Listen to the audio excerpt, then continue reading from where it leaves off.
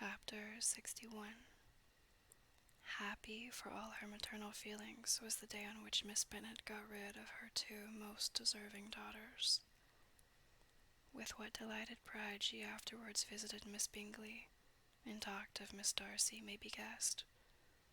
I wish I could say, for the sake of her family, that the accomplishment of her earnest desire, in the establishment of so many of her children, produced so happy in effect as to make her a sensible, amiable, well-informed woman for the rest of her life, though perhaps it was lucky for her husband, who might not have relished domestic felicity in so unusual a form, that she still was occasionally nervous and invariably silly. Mr. Bennet missed his second daughter exceedingly. His affection for her drew him oftener from home than anything else could do. He delighted in going to Pemberley, especially when he was least expected. Mr. Bingley and Jane remained at Netherfield only a 12-month.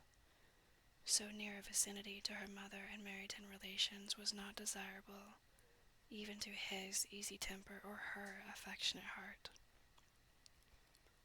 The darling wish of his sisters was then gratified. He bought an estate in a neighbouring county to Derbyshire, and Jane and Elizabeth, in addition to every other source of happiness, were within 30 miles of each other. Kitty, to her very material advantage, spent the chief of her time with her two elder sisters. In society so superior to what she had generally known, her improvement was great. She was not of so ungovernable a temper as Lydia, and removed from the influence of Lydia's example, she became, by proper attention and management, less irritable, less ignorant, and less insipid. From the further disadvantage of Lydia's society she was, of course, carefully kept, and though Miss Wickham frequently invited her to come and stay with her, with the promise of balls and young men, her father would never consent to her going. Mary was the only daughter who remained at home, and she was necessarily drawn from the pursuit of accomplishments by Miss Bennet's being quite unable to sit alone. Mary was obliged to mix more with the world, but she could still moralize over every morning visit, and as she was no longer mortified by comparisons between her sister's beauty and her own, it was suspected by her father that she submitted to the change without much reluctance. As for Wickham and Lydia, their characters suffered no revolution from the marriage of her sisters. He bore with philosophy the conviction that Elizabeth must now become acquainted with whatever of his ingratitude and falsehood had before been unknown to her, and in spite of everything, was not wholly without hope that Darcy might yet be prevailed on to make his fortune. The congratulatory letter which Elizabeth received from Lydia on her marriage explained to her that, by his wife at least, if not by himself, such a hope was cherished. The letter was to this effect: "My dear Lizzie, I wish you joy. If you love Mr. Darcy half so well as I do, my dear Wickham, you must be very happy. It is a great comfort to have you so rich, and when you have nothing else to do, I hope you will think of us. I am sure Wickham would like a place at court very much, and I do not think we shall have quite money enough to live upon without some help. Any place would do of about 300 or 400 a year. But, however, do not speak to Mr. Darcy about it, if you had rather not. Yours, etc." As it happened that Elizabeth had much rather not, she endeavored in her answer to put an end to every entreaty and expectation of the kind. Such relief, however, as it was in her power to afford, by the practice of what might be called economy in her own private expenses, she frequently sent them.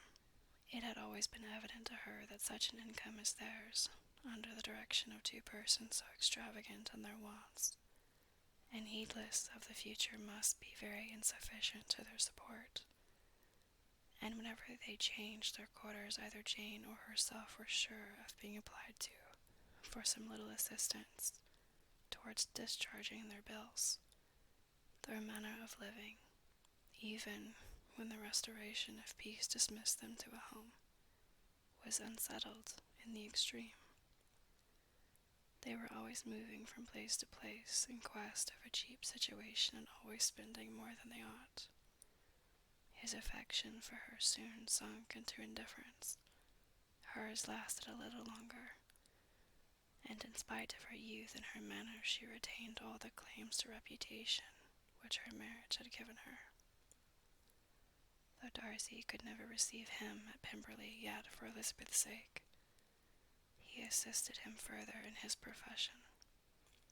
Lydia was occasionally a visitor there, when her husband was gone to enjoy himself in London or Bath, and with the Bingleys they both of them frequently stayed so long that even Bingley's good humor was overcome, and he proceeded so far as to talk of giving them a hint to be gone. Miss Bingley was very deeply mortified by Darcy's marriage, but as she thought it advisable to retain the right of visiting at Pemberley, she dropped all her resentment, was fonder than ever of Georgiana, almost as attentive to Darcy as heretofore, and paid off every arrear of civility to Elizabeth. Pemberley was now Georgiana's home, and the attachment of the sisters was exactly what Darcy had hoped to see. They were able to love each other, even as well as they intended. Georgiana had the highest opinion in the world of Elizabeth, though at first she often listened with an astonishment bordering on alarm at her lively, sportive manner of talking to her brother.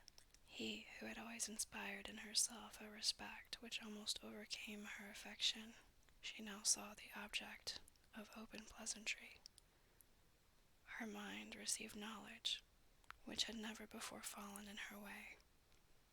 By Elizabeth's instruction she began to comprehend that a woman may take liberties with her husband, which a brother will not always allow in a sister more than 10 years younger than himself.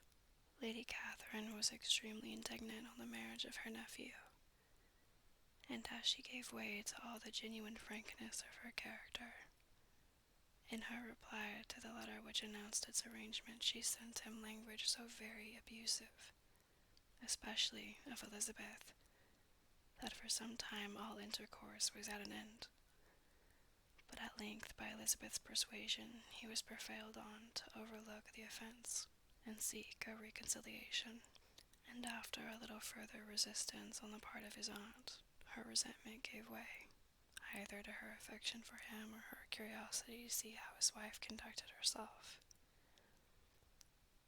and she condescended to wait on them at Pemberley, in spite of that pollution which its woods had received, not merely from the presence of such a mistress, but the visits of her uncle and aunt from the city. With the Gardiners they were always on the most intimate terms. Darcy, as well as Elizabeth, really loved them, and they were both ever sensible of the warmest gratitude towards the person who, by bringing her into Derbyshire, had been the means of uniting them. The end.